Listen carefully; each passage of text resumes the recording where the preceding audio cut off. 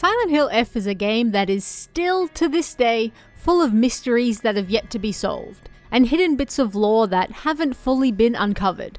So, this week, let's take a look at a few more interesting mysteries from the game, and see if we can't figure out what's really going on. Number 1. Are there actually 2 Tsukumogamis? Now this is an interesting tidbit you'll only notice if you play the game in Japanese. And I don't mean audio, but rather the text. The game refers to the Tsukumogami, for the most part, using these characters you can see on screen. This is the pretty standard way to spell Tsukumogami, and it refers to some sort of object gaining a spirit upon its 100th birthday. This is also the faith that most villages in Ebisugaoka follow. However, if you battle the Tsukumogami as a boss, it instead uses the characters you can see on screen now. This is read the exact same way, and it even means the exact same thing.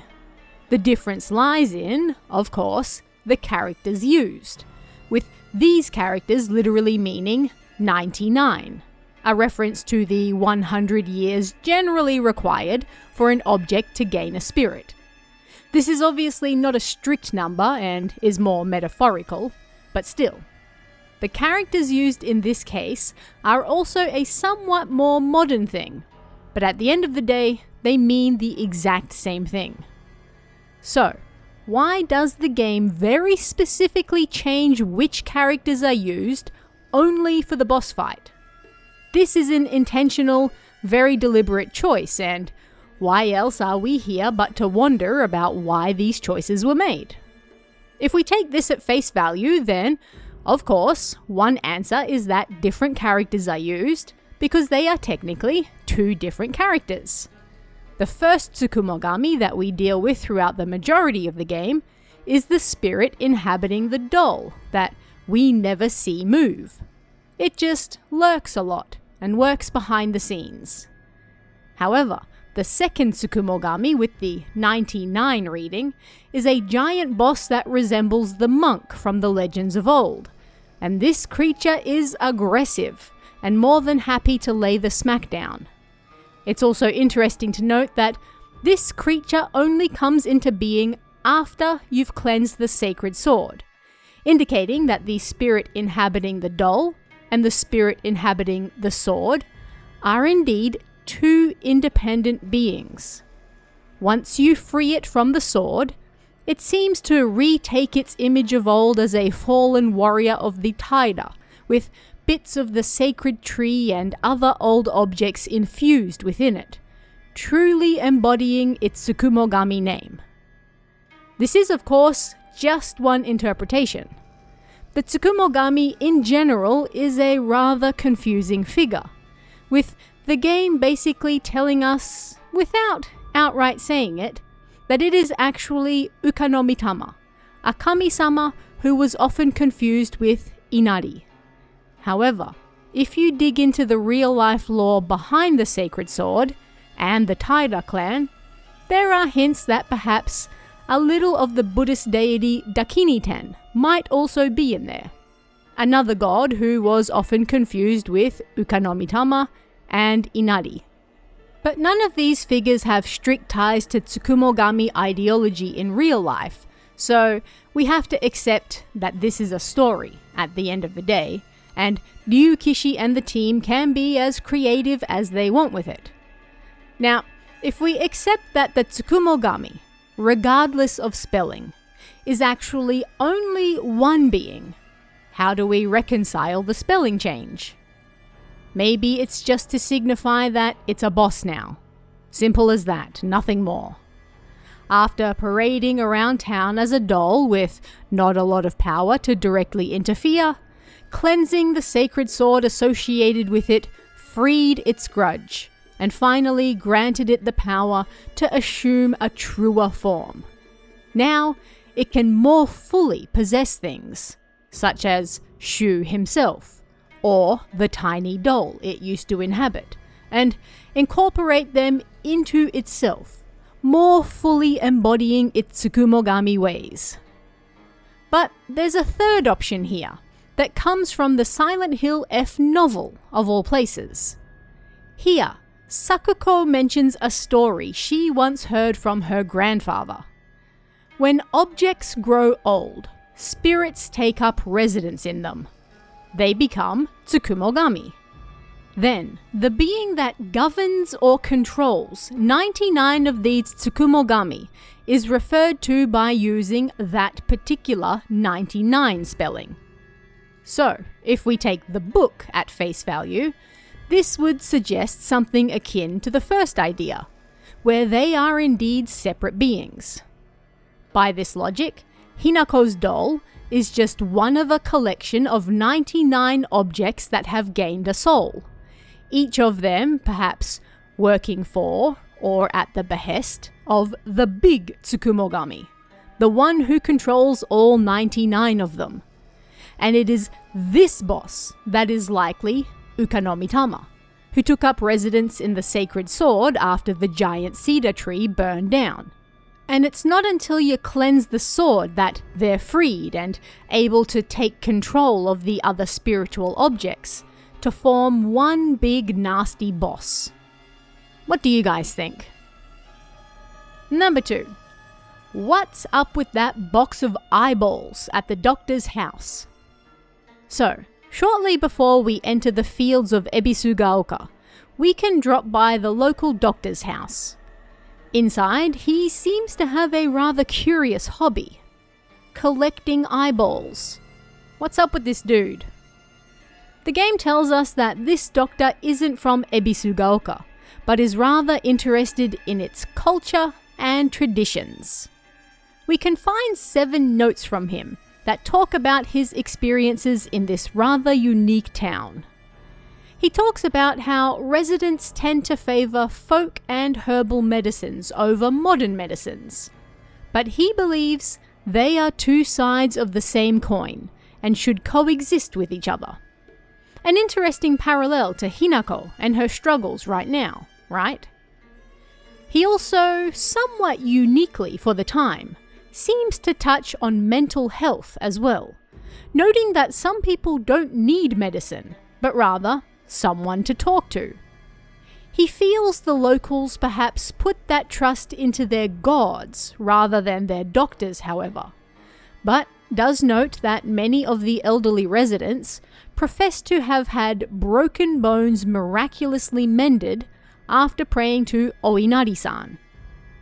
Most of his notes are, in some way or another, talking about the town's Inari faith, the mix of ancient and modern medicine, his worries that foxes have been spotted around town recently, and interestingly, fox weddings. You know, when girls from Ebisugaoka get spirited away to marry the foxes. Like what's happening to Hinako right now. But what does any of this have to do with his collection of eyeballs and other internal organs? Well, the key to this is perhaps a rather easy to miss mention of doburoku in one of his notes. While it is now illegal to produce the cloudy rice wine known as doburoku, people across Japan were once free to make it as they needed. Doburoku is an old type of unfiltered rice alcohol. It's made by fermenting rice, and because the rice stays in the drink, it looks rather cloudy or muddy, hence its name. This drink is rather traditional and has strong ties to Shinto shrines and festivals. Now, this isn't the only time rice wine is mentioned in the game. In fact, when we next hear about it, it's specifically related to, well, internal organs. The mandate of the clan tells us, "Drain from the sacrifice her blood, sparing not a drop, and add unto it wine that has been distilled 8 times over. Spare her body of its earthly viscera, and fill it instead with rice that has been mixed with the master's saliva, before sealing it shut with needle and thread." Well, okay then. Once the girl has become a receptacle for gross rice wine after all her insides have been removed, her body would then be sent across the water, so this wine, mixed with her blood, would seep into the water and quell the water dragon. This doburoku wasn't made for human consumption, but rather the water dragon. Kinda like how Susanoo originally bested the Yamata no Orochi by getting it drunk, huh? Interesting. So, how do we tie these two things together? We know the doctor was studying Ebisugaoka's traditions. He specifically talks about the possibility the Iwai family are dabbling in controlled substances in their treatment of the locals. And while he's undoubtedly talking about the contents of the red capsules here, he follows it up by relating it to a similar tale of doburoku across Japan, and how people have used that in a similar way. We know Hinako is familiar with the doctor, being that, well, he's pretty much the only doctor around who isn't Shu's family, and her mother is pretty sick. He's in a position of authority and trust to her. He's also someone trying to balance the line between tradition and modernity, a struggle Hinako herself is also currently undergoing. So, is that Tsukumogami using this man to plant even more fears in Hinako's head and heart regarding her marriage to the Foxes? Hey, here's a physical reminder that these guys used to brew rice wine inside women they kidnapped and sacrificed to a water dragon just to keep power. After all, going to your trusted doctor's house and finding his box of eyeballs and internal organs is undoubtedly shocking. But later discovering a ritual to make rice wine, something he also talked about, using the bodies those eyeballs and various organs came from, has to make you question your upcoming marriage and whether these folks are right for you or not. Yeah, your husband's family are loud drunks, but do they remove women's organs and brew rice inside them? Kind of a deal killer for many, I'm sure. What do you guys think? Number 3. What on earth is that eyeball tree? Let's stick with the eyeballs for now. This area is inaccessible the first time you play, but from New Game Plus, you can access a new nook in the first Dark Shrine visit that has this absolutely majestic tree that is chock full of eyeballs. Beneath it, we get part of the perspective on Hierogamy from Mayumi, talking about gods and mortals getting married, and how it's an undeniable honor to humans, but questioning why gods would want to do so. On it and around it, we can also see what appears to be various omikuji, which are little fortune slips. You can buy these at shrines and they will tell your fortune for the year, ranging from excellent luck all the way to you should probably give up now. This year is gonna suck for you, man. If you get one of the bad ones, then you can tie it on some string at the shrine and leave that bad luck behind. Doing so is also a way of tying you to the particular god of that shrine, deepening your connection. Interesting. So, this area is locked from us until we start learning at least some of the true nature of Hinako's wedding.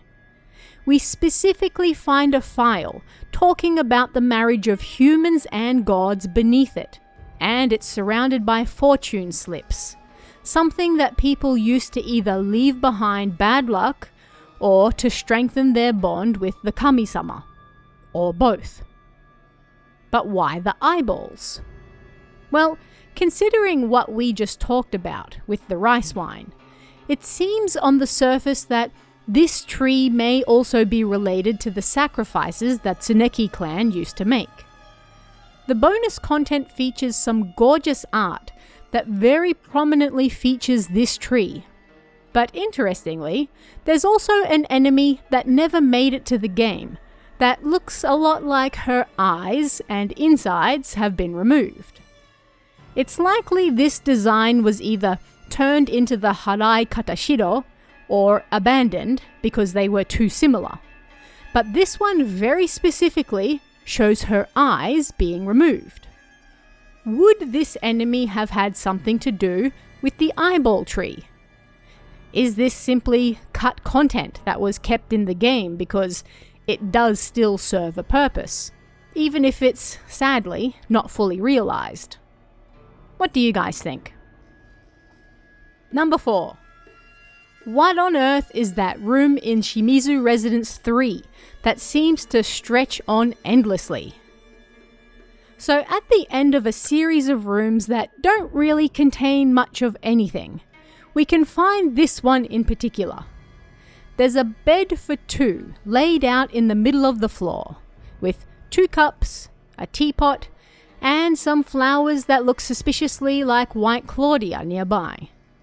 We can also find a variety of kokeshi dolls, some small fox ornaments, a photo of Hinako as a child, and a vase full of hydrangea in front of a slightly open sliding door. Now, beyond that door, we can see the exact same room. We can't access it, but the room seems to repeat into eternity, over and over. What on earth is this place? Well, the hints do seem to be right in front of our eyes. We just have to piece them all together. First, the bed. 1 mattress, 2 pillows, 2 cups. This is for Hinako's wedding night and subsequent married life. Pretty straightforward. Then we have the dolls. We have regular Japanese dolls and kokeshi dolls, again representing children. Lots of them, if the pure number of them is anything to go by. The photo of Hinako as a child very specifically ties this room to her as well. This is her room. Or rather, if she gets married, this is what her life will now be. Making lots and lots of babies. And the little fox statues leave no doubt as to who the daddy will be. Now, the hydrangea flowers. In particular, we can see purple and white ones. Japan has something called hanakotoba, which is the language of flowers. Basically, flowers have various meanings associated with them. Interestingly, when you have a bunch of hydrangeas of different colors bunched like these, they carry with them various negative traits, such as fickleness, unfaithfulness, and betrayal. Almost sounds like a lot of things Hinako might fear about marriage, right? But on the other hand, they also have positive traits such as harmony and family. Either way, these flowers are very specifically tied to her upcoming wedding. And considering her doubts, I dare say it's safe to assume the negative traits are more applicable here. And the endlessly repeating rooms. Well, it doesn't seem like a stretch to envision this is hinting at the never-ending nature of her future married life. A couple's bed. Lots of children.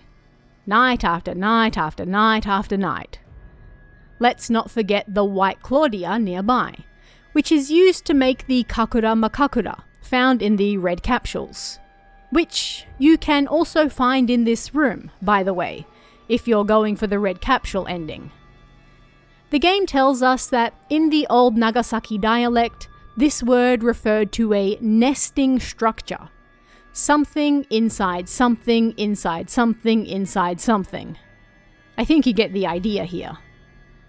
So what does this room mean? Well, it's once again likely the Tsukumogami playing on Hinako's fears of marriage. Yet another attempt to drive her further away from the foxes by making her come face to face with the reality of marriage and what it will mean for her. Kind of horrifying when you really think about it, honestly. And that is 4 of the still lingering mysteries from Silent Hill F. If there are other mysteries that you'd like me to take a look at, let me know in the comments and I'll see about making a 3rd video. But until then, Let me know what you thought about these ones, and I'll see you again next time.